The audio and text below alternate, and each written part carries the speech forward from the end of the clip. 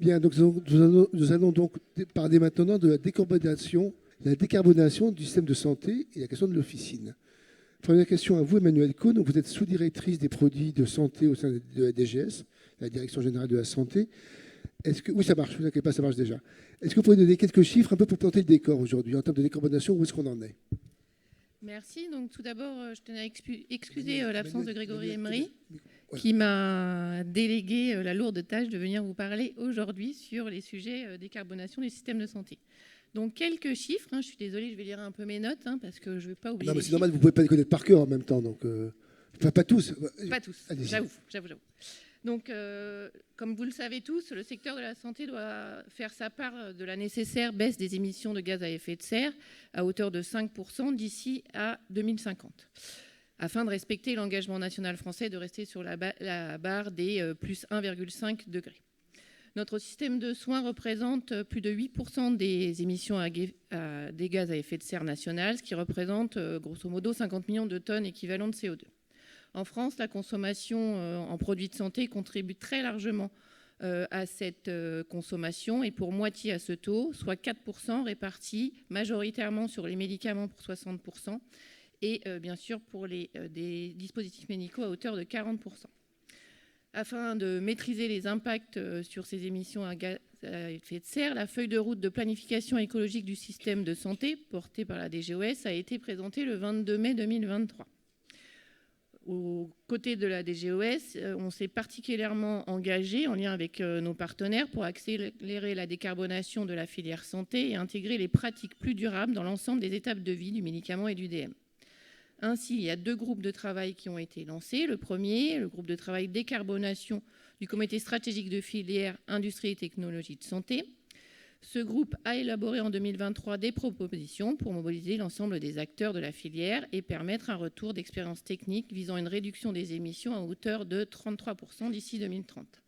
En parallèle, on a aussi un groupe de travail interministériel piloté par la DGE qui a sollicité l'ensemble des acteurs, donc DGS, DGOS, DSS et CNAM, et qui vise à construire une méthodologie d'évaluation simplifiée de l'empreinte carbone des produits de santé, avec une échéance à l'été 2024. L'objectif est d'intégrer un critère environnemental au marché public et à la régulation des produits de santé.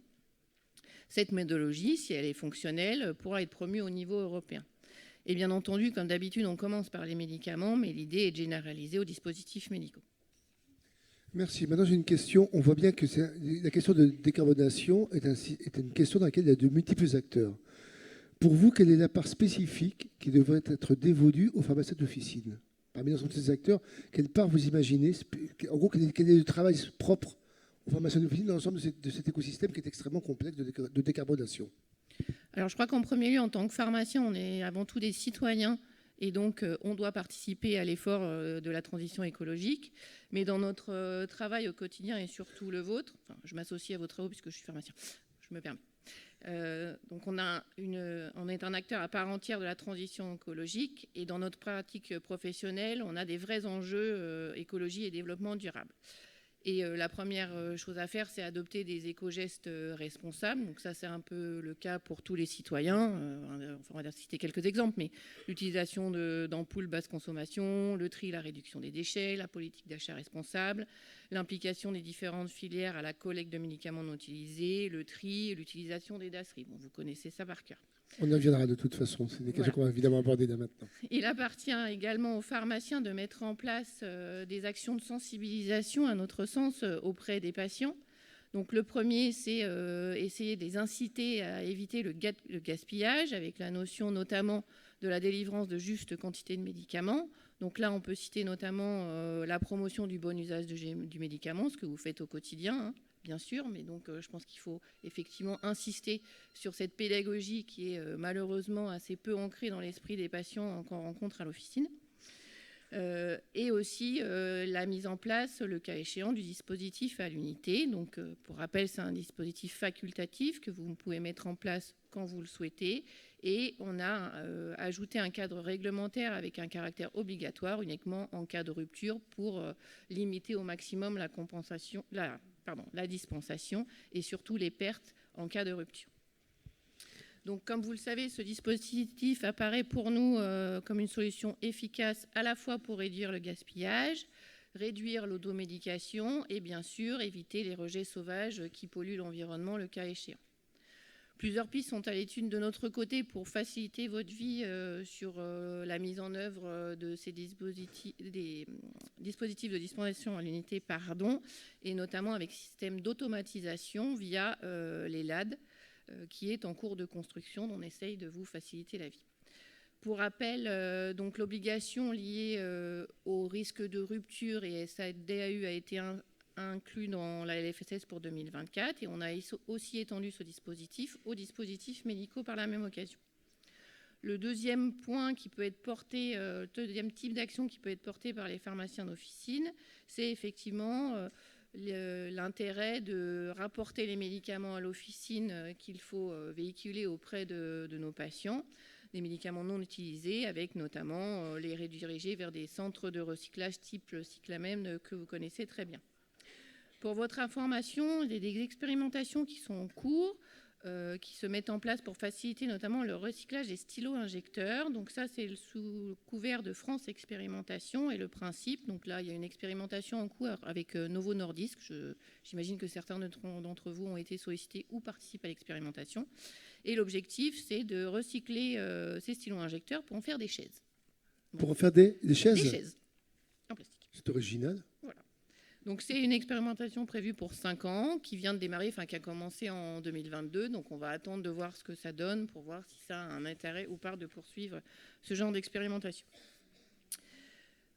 Ensuite, pour votre information également, à titre proactif et pour essayer d'avancer dans ces sujets, le ministère publiera le 12 février un questionnaire visant à recenser les initiatives de pratiques éco-responsables que les professionnels de santé peuvent mettre en place, et notamment les pharmaciens d'officine. Ils s'inscrivent dans le cadre des travaux sur les soins éco-responsables, et une restitution sera faite normalement au mois de juin sur la base de ces éléments lors d'une webconférence. Donc on vous indiquera exactement quand et comment sera organisée cette webconférence. Eh bien, merci beaucoup. Claire Amourgue, bonjour. Vous êtes chargée de projet au sein de The Shift Project. Alors d'abord, juste en quelques mots, nous présenter The Shift Project et puis quelques chiffres également pour aussi planter le décor. Alors déjà, le Shift Project, c'est un think tank, un laboratoire d'idées qui a pour but de décarboner l'économie. Donc on traite de nombreux sujets, la santé, mais beaucoup d'autres, la culture, les ressources en pétrole, etc., etc. On est une association à but non lucratif et on a pour but d'influencer. Donc ça, là, c'est ce que je suis en train de faire maintenant. Je vous influence. Et d'éclairer, c'est les études qu'on produit. Donc c'est les chiffres qui ont été notamment cités juste avant. On produit des études sur un certain nombre de sujets pour la transition énergétique et on est reconnu d'utilité publique. Et en quoi est-ce que The Shift Project s'investit plus particulièrement, puisque c'est un peu l'objet de cette table ronde d'aujourd'hui, dans la question de décarbonation, notamment dans le domaine de la santé?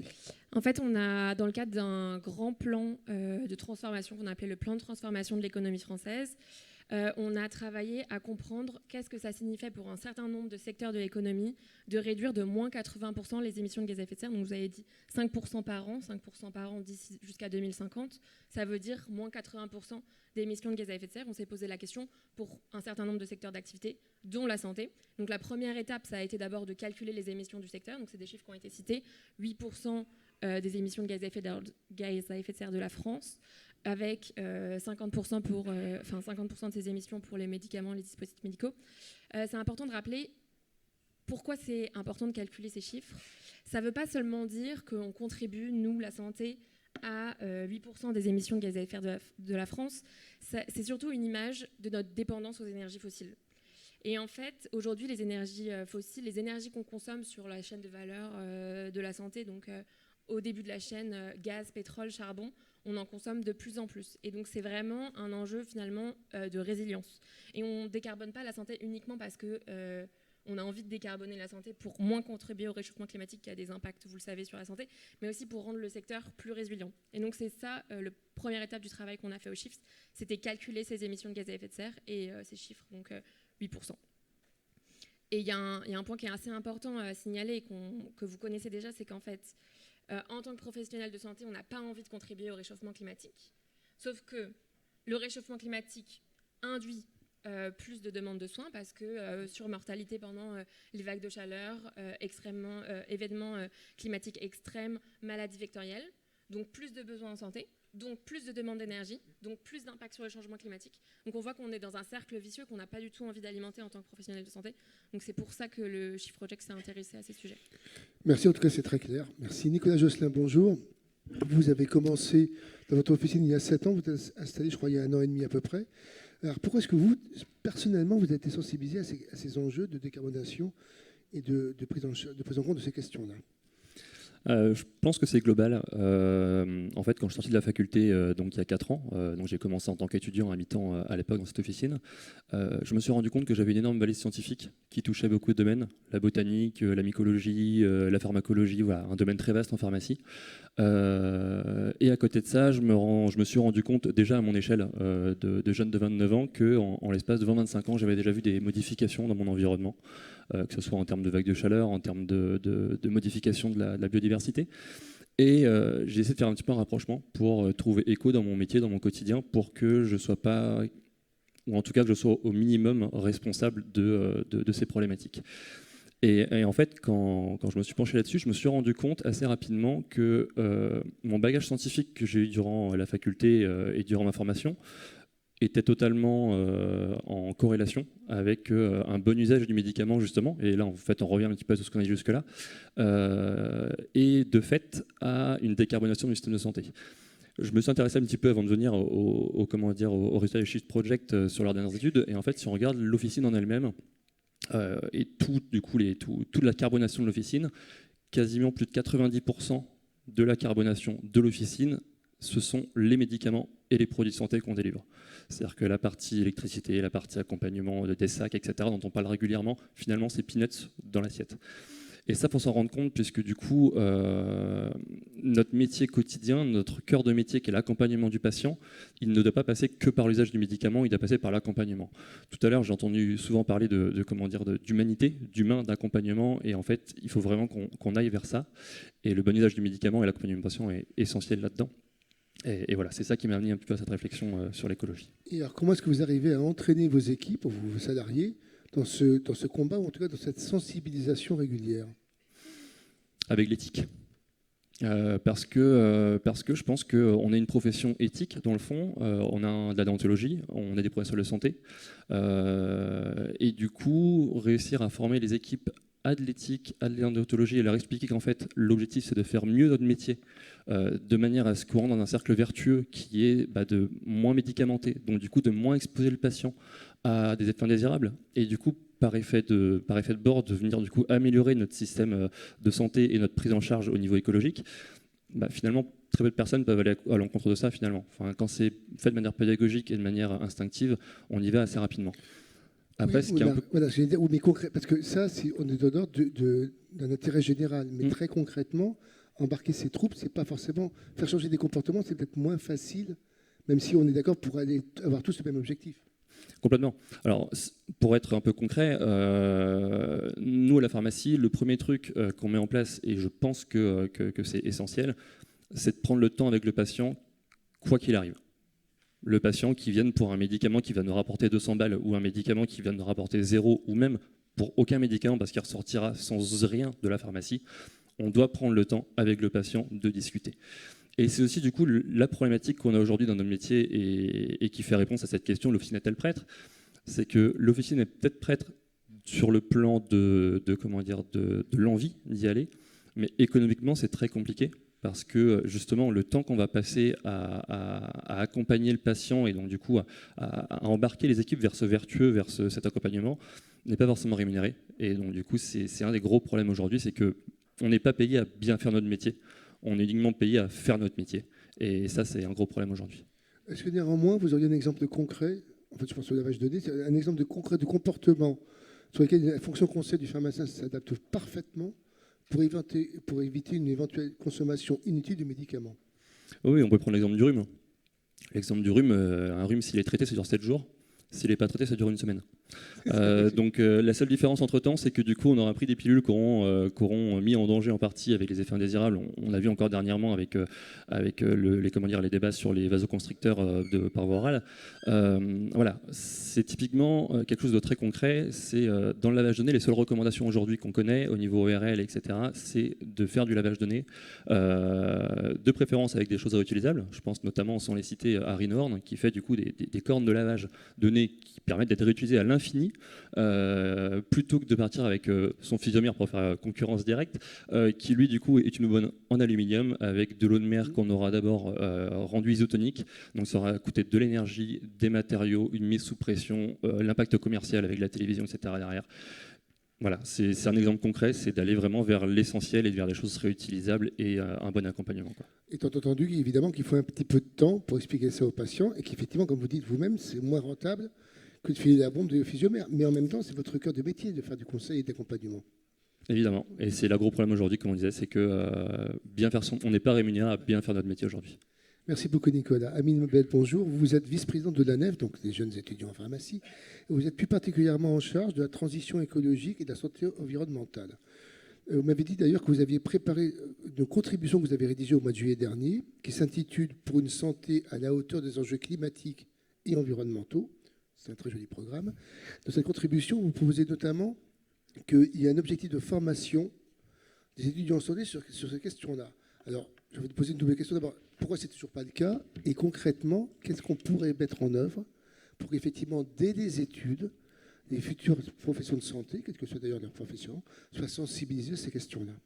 Déjà, bonjour, merci beaucoup pour l'invitation. C'est déjà le cas en fait. C'est déjà le cas pour certaines facultés de pharmacie. C'est déjà le cas aussi pour certaines filières, mais on va dire que ce n'est pas normalisé.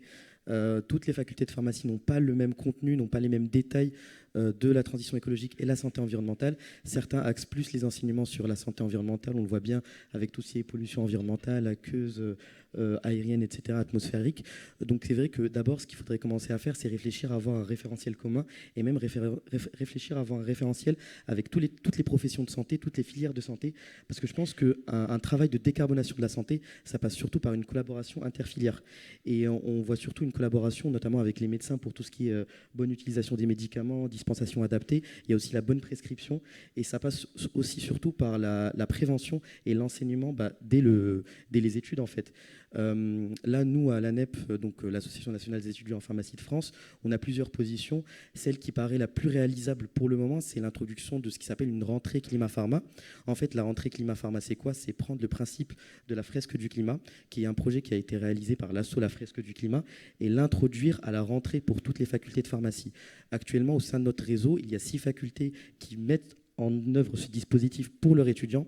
Et on voit que non seulement c'est un vecteur de cohésion pour les étudiants en deuxième année qui rentrent, qui n'ont pas d'amis parce que ils ont eu une année un peu isolée, et aussi un vecteur de sensibilisation. C'est un jeu qui est super interactif, donc justement on milite pour qu'on puisse introduire dans toutes les facultés. Il faut trouver le budget, mais le budget peut être trouvé justement, surtout pour quelque chose qui est aussi efficace et qui prend immédiatement effet sur les étudiants. Après, au-delà de ça, bien sûr, on a aussi construit un référentiel de compétences.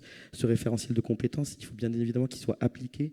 Et surtout, quand on voit qu'actuellement, on essaie d'aller vers une démarche axée sur les compétences et plus sur les connaissances, et il faut bien évidemment former les futurs pharmaciens et futurs professionnels de santé, comment justement axer leur profession, leur métier sur des manœuvres de diminution de leur impact carbone, mais aussi comment trouver des moyens de vraiment sensibiliser la population le plus efficacement sur plein de thématiques. La santé environnementale, c'est très large. Par exemple, il y a une thématique qui n'est pas du tout abordée, où le pharmacien peut avoir son rôle, c'est tout ce qui est pollution de l'air intérieur. L'air intérieur, ça touche énormément plusieurs causes pathologiques au niveau de la population. Et le pharmacien a sa place, notamment le pharmacien correspondant, pour essayer de justement sensibiliser notamment les femmes enceintes et les enfants à ces risques-là concernant l'air intérieur. Alors, j'ai une question plus personnelle. Vous êtes jeune, vous êtes étudiant. Donc, qu'est-ce que vous pourriez dire aux professionnels de santé qui exercent déjà, qui sont un peu plus âgés que vous, pour les embarquer sur ces questions-là, pour les sensibiliser encore davantage? Qu'est-ce que vous avez envie de leur dire à ceux qui sont là devant vous? Déjà, vous dire merci parce que je sais que c'est pas facile pour certains. On sait que nous, on est de plus en plus conscients des enjeux climatiques actuellement. On sait que c'est pas évident pour certains, mais on essaie de se sensibiliser parce que même des étudiants là actuellement ne sont pas très au courant de ce qui se passe sur notre planète. Et c'est vrai que ça paraît très idéaliste de dire ça, mais on peut y arriver. On peut y arriver, on peut mettre les moyens, et les moyens sont à disposition. Il faut juste y mettre du budget, essayer de voir comment on peut axer la formation des professionnels et des étudiants, parce que je pense qu'avant tout, on n'est pas assez formé, on n'est pas assez sensibilisé. Ça passe par les étudiants, mais aussi les professionnels. Et je pense aussi qu'il faut essayer d'amorcer la discussion. Si par exemple, il y a des étudiants qui sont en stage chez vous, qui travaillent chez vous, même aussi des étudiants, des apprentis préparateurs, essayer de discuter sur les moyens pour limiter l'impact carbone de l'officine. C'est quelque chose qui est faisable. Parfois, les étudiants sont pleins de ressources. On pense qu'ils sont juste là pour effectuer leur stage et partir. Mais parfois, juste dialoguer, amorcer un dialogue avec eux, ça permet aussi de discuter sur un autre aspect de la profession et pas juste tout ce qu'on connaît, par exemple la dispensation, le conseil, etc. Donc, c'est vraiment un autre domaine. Et un autre sujet aussi qui permettrait aussi de désamorcer la discussion, c'est aussi le service sanitaire. Alors ça ne concerne pas bien évidemment l'officine directement, mais le service sanitaire, c'est un travail qu'on peut faire avec certains établissements pour essayer de sensibiliser dans des thématiques de santé environnementale. Là, actuellement, c'est plus fait pour la santé publique, mais pourquoi pas aussi aller vers justement plus de thématiques santé environnementale. Merci. Alors maintenant, j'ai une question qui s'adresse à vous tous, qui êtes autour de cette table. Tout à l'heure, Emmanuel Code a cité Cyclamed. Quel regard vous portez aujourd'hui sur Cyclamed? Parce qu'on entend des choses très, très diverses, on va dire. Parfois, on entend ça comme une réussite, parfois, on entend ça plutôt présenté comme un gigantesque gâchis, parce qu'en fait, on n'arrive pas à sensibiliser les usagers à rapporter leurs médicaments. Est-ce que vous pensez que c'est un bon système? Est-ce que vous pensez qu'il devrait être réformé en profondeur? Qu'est-ce qu'on pourrait faire sur Cyclamed pour faire en sorte qu'enfin, on arrive là aussi à une décarbonation efficace, réelle, effective du système de santé? La parole revient à qui vous voulez. Alors, je n'ai pas forcément d'avis tranché sur la question. Je me fais rappel juste à ma mémoire. Et quand j'étais étudiante en pharmacie et que je travaillais en officine, je trouvais que le système Cyclamen était quand même un bon système, qu'on arrivait à faire adhérer les patients sur le retour des médicaments à l'officine et que ça participait quand même d'un début de collaboration en vue de décarbonation du système de santé, alors qu'à l'époque, parce que je ne suis pas toute jeune, ce n'était pas encore dans l'air du temps. Un début, oui, mais on voit quand même aujourd'hui qu'il y a encore beaucoup de Français qui mettent leurs médicaments à la poubelle. D'abord, ils les gardent pendant des mois, voire des années dans la pharmacie. Puis après, ils disent « Oh, ça date d'il y a 5 ans, hop, poubelle ». Donc le réflexe du Cyclamed, aujourd'hui, me semble-t-il, n'est pas encore véritablement intégré par les usagers de santé.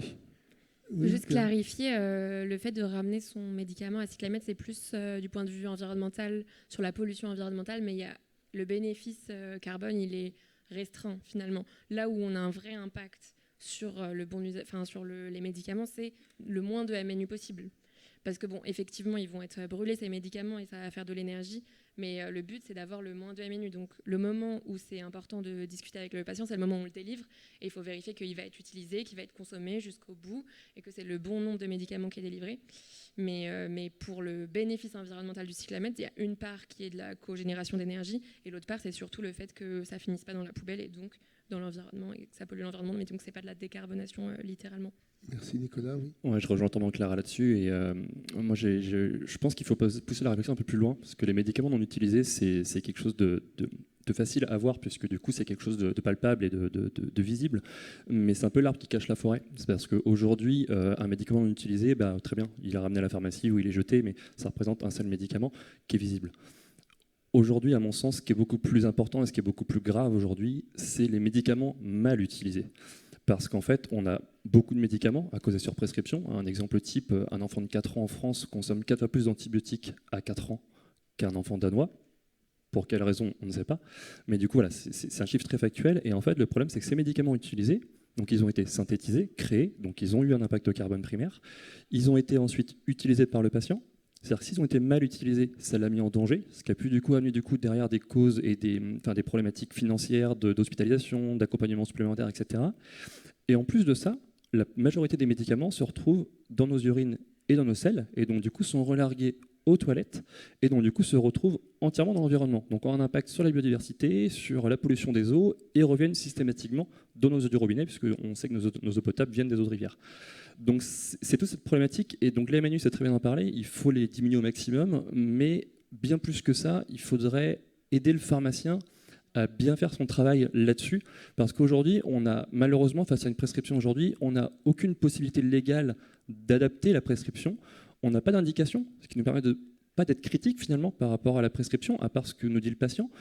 Et finalement, le pharmacien, qui est quand même le spécialiste du médicament et le spécialiste du traitement, et ben aujourd'hui, il n'a aucun poids dans la remise en cause d'un traitement face au médecin. Mais il me semble que Pierre-Olivier Verriot disait tout à l'heure qu'il y avait des possibilités, même ponctuelles, d'adapter la posologie. Je voulais reprendre la parole pour expliquer cette chose-là, parce que je pense que c'est important quand même, parce que là, manifestement, effectivement, il y a un nœud vraiment important, c'est quel est le cadre précis, effectivement, pour qu'un pharmacien puisse adapter la prescription, parce que c'est ce qu'on appelle la prescription adaptée. Je vous en prie, venez, mettez-vous au pupitre. Attendez, je vais vous apporter un micro. Mettez-vous au pupitre si vous voulez expliquer ça. Parce que je pense effectivement que c'est une thématique extrêmement importante.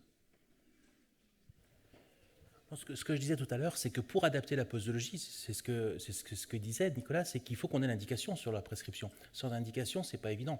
Il y a des recommandations, les recommandations ne sont pas forcément suivies, et quand la recommandation n'est pas suivie, il faut qu'on puisse adapter en disant, là oui, effectivement, on doit modifier la prescription. Ça sous-entend de discuter avec le médecin n'est pas forcément toujours d'accord, mais sans indication, on ne peut pas faire. En fait, effectivement, il y a un cadre global qui ne facilite pas votre prise en main, si j'ose dire, de dispensation du médicament. Ok, on va prendre des questions de la salle. J'avais juste une question avant pour vous. C'est également des mots qu'on peut dire tout à l'heure, Emmanuel. La question des DASRI. Où est-ce qu'on en est aujourd'hui? Est-ce que vous pensez qu'on fait suffisamment d'efforts? Est-ce que vous pensez que les professionnels sont suffisamment sensibilisés? Sachant évidemment que c'est un problème qui concerne au moins autant, voire un plus l'hôpital que les pharmaciens d'officine. Mais néanmoins, il y a évidemment une responsabilité des pharmaciens d'officine. Oui, je vous en prie. Alors, s'agissant des DASRI, effectivement, il y a des travaux qui ont été lancés depuis quelques mois, presque un an, sur la remise à jour du guide dédié aux DASRI pour revoir à la fois les modalités, les procédures et le cadre que ça couvre. Donc ça a impliqué des travaux avec l'ensemble des acteurs du secteur, à la fois les professionnels de santé, essentiellement effectivement centrés sur les hôpitaux, mais effectivement tournés vers la ville.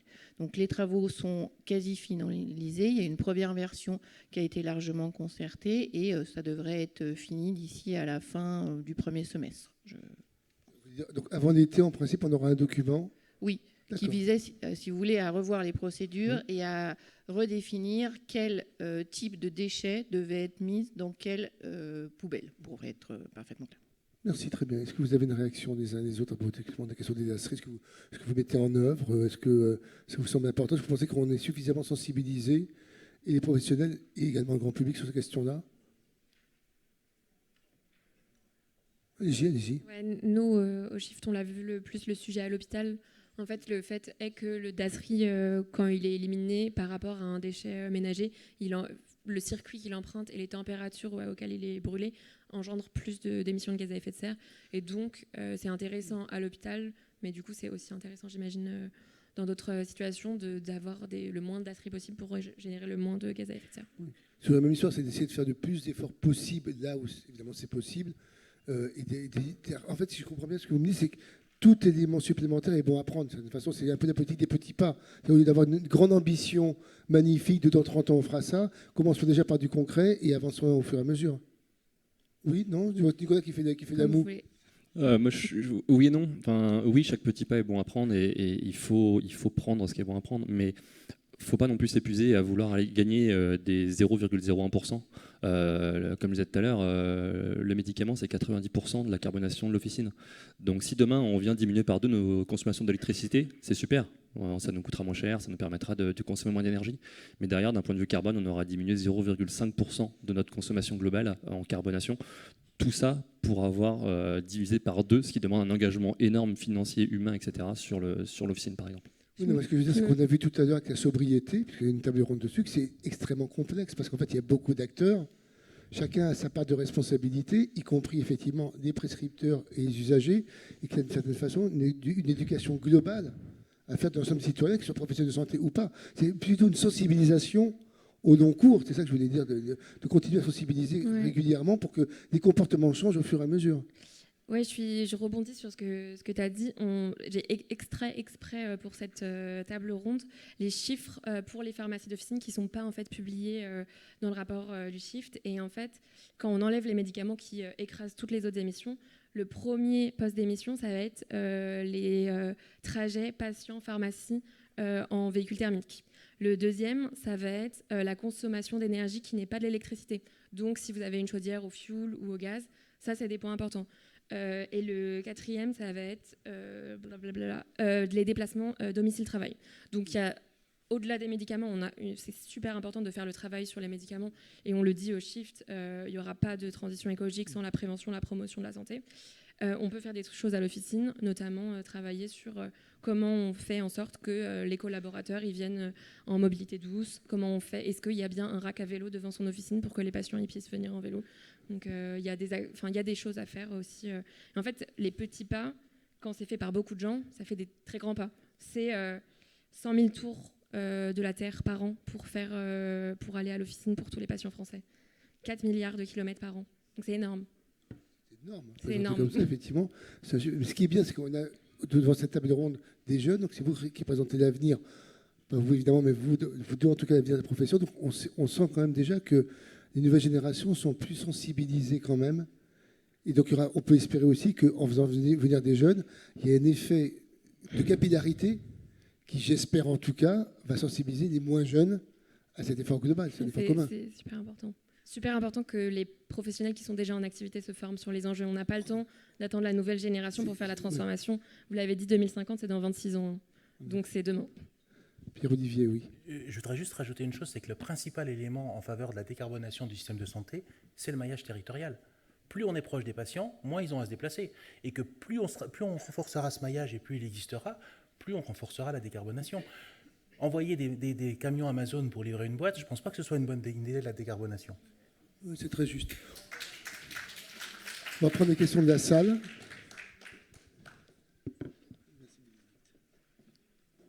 Alors, première question. Réduire la fréquence des livraisons journalières des officines par les grossistes aurait-elle un impact direct sur l'impact carbone? Qu'en pensez-vous? Est-ce qu'il y a la question de réduire les livraisons journalières des officines par les grossistes? Est-ce que là-dessus, il y a un point d'appui? Est-ce que ça aurait effectivement un impact? Répond qui veut. Alors, je n'ai pas de chiffres non plus de mon côté. Après, moi, j'en ai discuté avec mon grossiste avant de venir pour préparer du coup la table ronde. Ça dépend. Comme souvent, en fait, on peut pas avoir de généralisation. Pour que ça soit réellement intéressant, il faut que tout le monde s'y mette. Parce que, en fait, un grossiste, ça travaille par tournée. Donc, c'est-à-dire que quand il vient me livrer, moi, pharmacie à 15 km de chez lui, il va en même temps livrer la pharmacie qui est à 150 km de chez lui. Et le problème, c'est que si demain, il n'y a que moi, pharmacien à 15 km, qui arrête de me faire livrer, il ira quand même livrer 2 fois par jour la pharmacie à 150 km. Donc, faut qu'on y aille ensemble, déjà d'une, pour que ce soit réellement intéressant. Et puis, il faut voir également comment sont composées leurs flottes. Aujourd'hui, il y a de plus en plus de grossistes qui sont sur de l'électrique. Alors, ça pose 2 problèmes. Ça pose le problème du changement de la flotte, qui du coup a un impact carbone assez important. Et ça pose la question de l'énergie, puisque du coup, certes, on n'est pas sur une consommation carbonée, mais on reste sur une consommation énergétique. Faut se poser la question aussi de la taille des véhicules. C'est-à-dire que du coup, très bien si on fait une livraison au lieu de 2, mais du coup, est-ce qu'on change de format de véhicule? Et donc, du coup, ça veut dire qu'on transporte aussi plus de poids. Enfin, voilà, je pense que c'est un sujet assez complexe. Je pense qu'il faut qu'on y aille. Je pense qu'on a les capacités d'y aller. Après, est-ce que ça doit être notre priorité pour demain? Je ne suis pas sûr. Mais il faut y aller. Ouais. Pour les grossistes, ça doit être une priorité, je pense. Alors, parce que vous avez dit quoi, vous allez le garder, parce que c'est une question qui s'adresse spécifiquement à vous. Est-ce que dans votre pharmacie, vous modulez vos marges en fonction de l'impact carbone, afin évidemment de favoriser davantage les produits à impact carbone faible? Est-ce que vous le faites et comment vous le faites? Et j'essaye. Ouais, pour le coup, j'essaye. Vous faites comment alors?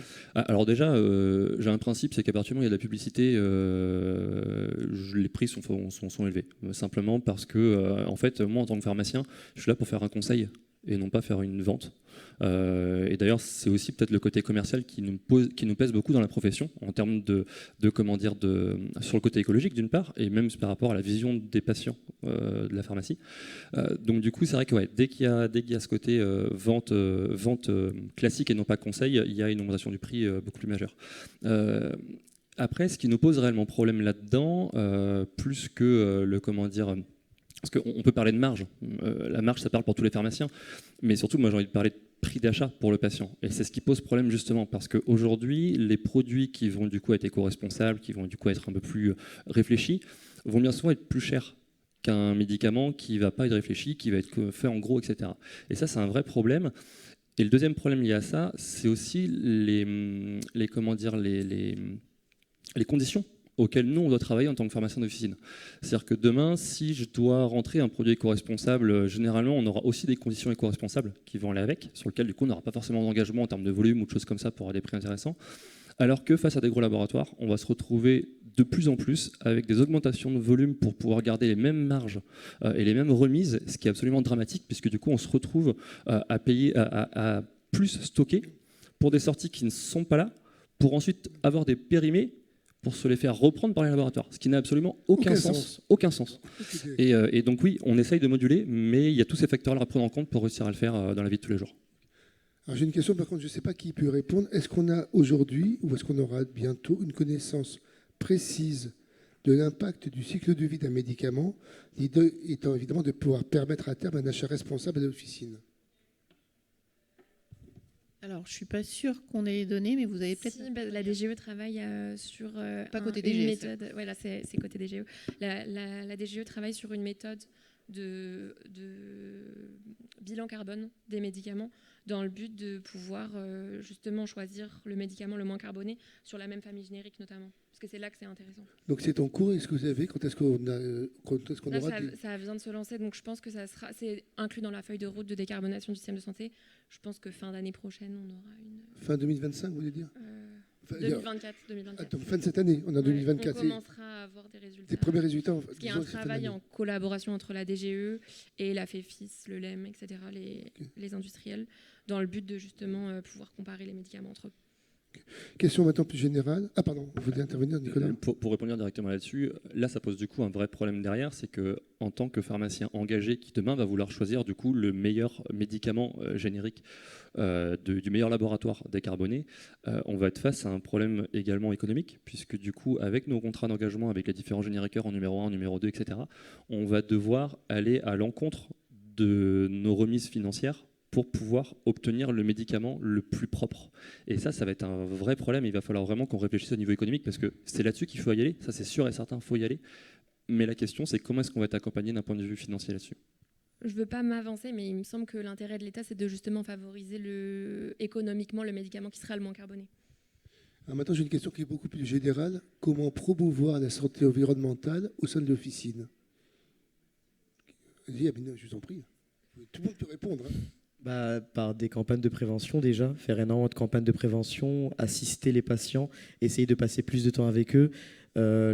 Actuellement, dans la CPAM de l'Indre, ils font des entretiens au niveau des perturbateurs endocriniens pour les femmes enceintes. Pourquoi pas généraliser ça pour toutes les pharmacies d'officine? Alors c'est vrai, les contraintes logistiques ne le permettent pas parfois, mais c'est très important de prendre le temps, comme l'a dit M. Nicolas, avec les patients, parce que c'est ça en fait qui est très valorisant en fait dans notre profession. On réfléchit toujours à vraiment quel nombre de médicaments on pourra le plus vendre, mais aussi il faudrait réfléchir à comment on pourra le mieux conseiller le patient, et même dans sa vie de tous les jours. Également, il y a plusieurs mesures, on n'y réfléchit pas souvent, mais des mesures qui concernent directement la santé des patients. Là, par exemple, à Strasbourg, ils ont développé une ordonnance verte pour les femmes enceintes pour avoir des paniers bio de légumes.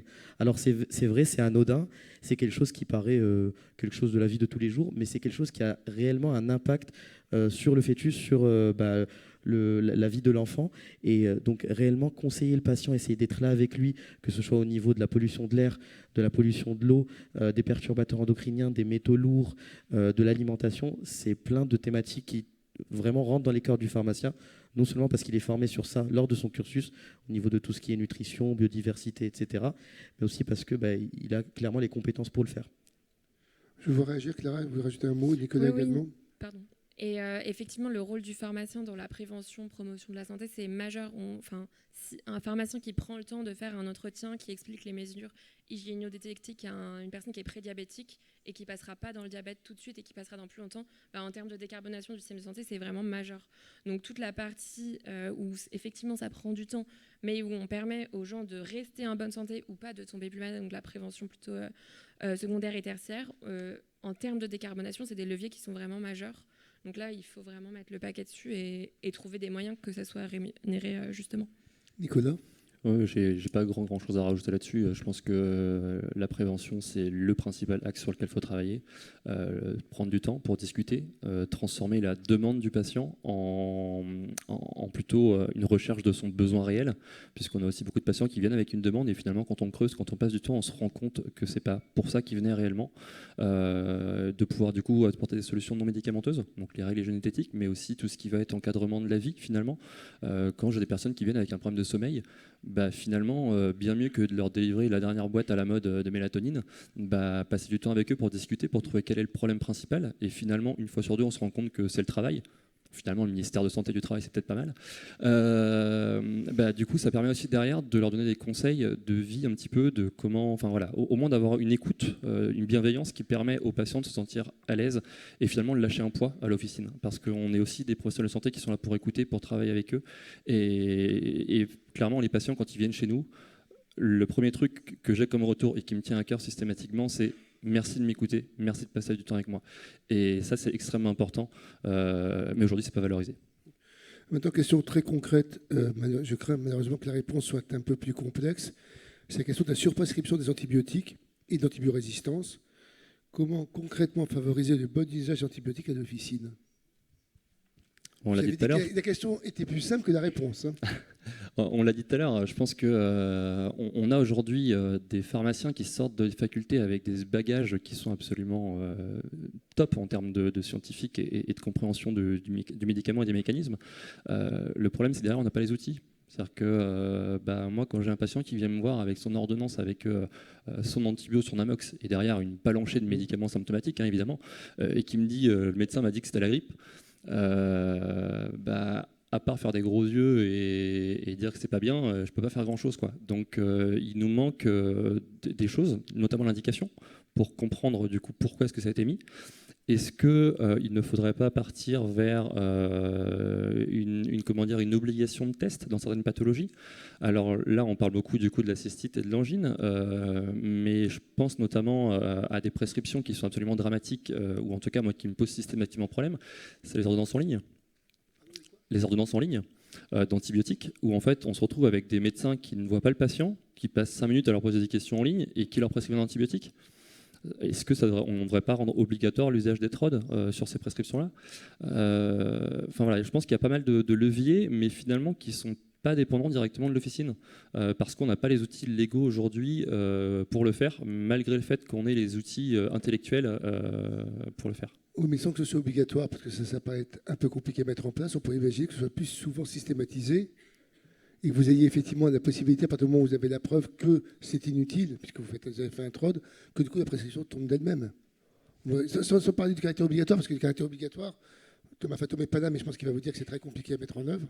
Mais par contre, on pourrait imaginer un système dans lequel, effectivement, puisque vous êtes payé pour ça, vous faites un TROD, et une fois que vous avez la réponse, vous pouvez dire de façon objectivée, et j'allais dire quasi scientifique, que la prescription des antibiotiques ne se justifie pas. Ouais, pourquoi pas? Pourquoi pas? Mais après, du coup, ça pose aussi la question du cadre légal. C'est toujours pareil, parce que du coup, si jamais le patient fait justement sur sa grippe, quelques dizaines de jours plus tard, fait une surinfection bronchique suite à sa grippe, le médecin dira moi j'avais mis un antibiotique, vous n'avez pas voulu le respecter, et donc du coup, je me retrouve le bec dans l'eau. Donc à ce moment-là, qui est responsable vraiment là-dessus? Je pense que il faudrait qu'on arrive à rendre opposables un petit peu les recommandations. On a des recommandations scientifiques aujourd'hui qui ne sont pas respectées. Là, on parle des antibiotiques, mais on est sur des pathologies aiguës. Si on parle par exemple des IPP, donc pour l'estomac, on sait aujourd'hui que 80% des prescriptions d'IPP ne respectent pas les recommandations. 80%. C'est absolument dramatique. Je dis, sur les antidépresseurs, on est à peu près pas. En tout cas, sur la durée et le renouvellement, je pense qu'on ne doit pas être très très loin. Parce qu'effectivement, en principe, c'est tous les 15 jours, revu, arrêté au bout de 3 mois. On voit très bien que dans de très nombreux cas, c'est une prescription au long cours qui n'est absolument pas révisée, quoi. J'avais une autre question qui est un petit peu particulière, qui dit la question du réchauffement climatique et des maladies vectorielles, et qui du coup pose la question, mais je ne suis pas sûr que vous soyez les plus aptes à y répondre, mais quand même je pose la question, est-ce que vous n'aurez pas envisagé un jour une vaccination du voyageur en officine, justement du fait de ces voyages de plus en plus nombreux et de ces risques de déplacement de vecteurs à cause du déplacement justement des populations? Alors, je crois que vous n'êtes pas autorisé aujourd'hui à le faire. Ce sera tout à fait logique suite à l'élargissement de nos compétences. Si, je vous en prie. Il y a quand même eu des élargissements de compétences qui ont été faits dans le cadre de la vaccination aux pharmaciens en officine. Un certain nombre. J'ai pas fini. Mais pas pour le voyageur. Mais tout peut s'instruire et on peut évaluer la question éventuellement en fonction des besoins. Voilà, une très bonne nouvelle. Bah, écoutez, hein, on a eu cette affaire. J'ai pas entendu pas Il n'y a d'engagement. aucun engagement de ma part. Je vais vous dire, j'ai pas entendu parler d'engagement, je vais parler de considérations nouvelles, ce qui serait effectivement une très bonne chose.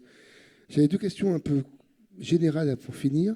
Comment concilier transition écologique d'un côté et tendance à la financiarisation de l'autre? Comment concilier transition écologique d'un côté et tendance à la financiarisation, donc à l'augmentation du chiffre d'affaires de l'autre? Est-ce que ce ne sont pas deux impératifs qui sont un peu contradictoires? Oui. Voilà, on est d'accord, ok. Ouais, c'est contradictoire. Après, je pense que, alors, si par financiarisation, on entend aussi derrière, du coup, financiarisation, c'est bien d'en parler et puis de se dire, voilà, finalement, c'est mettre de l'argent et dégager plus d'argent. Donc, au final, l'objet de la financiarisation, c'est juste de gagner plus d'argent qu'avant. Ça pose la question, est-ce que finalement, on ne devrait pas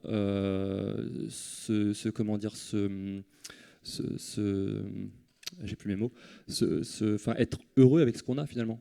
Est-ce qu'on ne doit pas se mettre des limites personnelles dans la valorisation, dans le financièrement, dans le financier? Est-ce que moi demain en tant que pharmacien, j'ai absolument l'objectif de revendre ma pharmacie à tel prix, parce que si je la rends pas à tel prix, j'ai pas atteint mon objectif? Est-ce que finalement j'ai besoin de ça pour bien vivre? Ou est-ce que finalement, je serais peut-être plutôt content d'avoir 1 degré de moins dans 30 ans et de pouvoir m'occuper de mes enfants, plutôt que d'avoir un patrimoine à la banque qui me rapportera certes beaucoup d'intérêts, mais avec 4 degrés de plus, je ne comprends pas grand-chose, quoi. Votre point de vue, Amine, puisque vous allez peut-être un jour en acheter une, et pas forcément la revendre éventuellement. C'est assez compliqué comme question parce que ça remet en cause tout un système en fait. Ça ne nous concerne pas que nous malheureusement. Donc c'est vrai, on parle de ça dans le domaine pharmaceutique, mais il y a ça dans tous les domaines en général. Et c'est vrai que je rejoins ce qu'a dit M. Nicolas, c'est vraiment réfléchir à notre modèle, nous, de vie en général, savoir si vraiment on va avoir cette recherche d'avoir le plus de fonds, le plus de moyens, un meilleur luxe, etc., ou juste de se contenir vers un mode de vie plus durable. En fait, ça concerne tous les domaines. Donc, on ne peut pas juste se limiter à notre domaine. Nous, en pharmacie, on fait des efforts, on peut faire encore plus d'efforts, mais c'est sûr que ça, il faut discuter avec toutes les parties prenantes. Et bon, moi, ma réponse, bien évidemment, c'est je suis pour un modèle plus durable, ça c'est sûr. Et si vous ne seriez pas là, effectivement, oui. Et je pense qu'il faut aussi se poser la question des limites un peu planétaires. C'est-à-dire que si on croît indéfiniment nos chiffres d'affaires, on va faire face à un mur et on n'aura même plus la capacité de soigner les populations. Je rencontre souvent des industriels de la pharmaceutique qui me disent mais avec le changement climatique, on va y avoir plus de maladies. Donc c'est super en termes de matérialité pour notre chiffre d'affaires. On va vendre plus de médicaments. Oui, mais alors il y aura ici moins d'énergie fossile qui vont vous permettre de moins produire des médicaments plus difficilement. Ça va vous coûter plus cher. Donc la balance entre plus d'argent et moins d'environnement, je ne suis pas sûre qu'elle soit tout le temps gagnante. Dernière question, mais juste, oui. Je rebondis rapidement. Il y a aussi une notion qu'on oublie très souvent dans cette notion de réchauffement climatique, c'est surtout la justice climatique, parce qu'on pense vraiment à nous, les pays développés, mais ceux qui endurent le plus dans toute ce dérèglement climatique, c'est les pays sous-développés. Et c'est vrai que parfois, il faut penser aussi à cette solidarité qu'on peut avoir. On a énormément de projets de solidarité internationale, et avant tout, penser à un modèle plus durable, c'est aussi penser à ce que tout le monde puisse mieux vivre durablement, parce que si on ne fait pas ça, on coulera tous au final. Alors j'ai une dernière question, mais je crains d'avoir déjà la réponse à la question, mais je vous la pose quand même. Est-ce que vous avez un médicament miracle contre l'éco-anxiété? Je pense que le médicament le plus efficace, c'est l'action. Donc, passez à l'action. Formez-vous sur les enjeux de la transition écologique en santé. Il y a de plus en plus de publications sur ces sujets, donc il y a de quoi se former pendant des heures et c'est passionnant. Et on se rend aussi compte que c'est assez encourageant. Il y a la volonté à la fois des professionnels de santé, mais aussi des ministères sociaux. Enfin, il y a vraiment une volonté, il y a eu un tournant dans les 5 dernières années sur la prise en compte de ces enjeux. Donc je pense que si on met le pied dedans, on peut difficilement en ressortir. Et c'est assez encourageant. Donc le Remède Miracle, c'est action. Ce sera le mot de la fin. Merci beaucoup à vous. Merci beaucoup.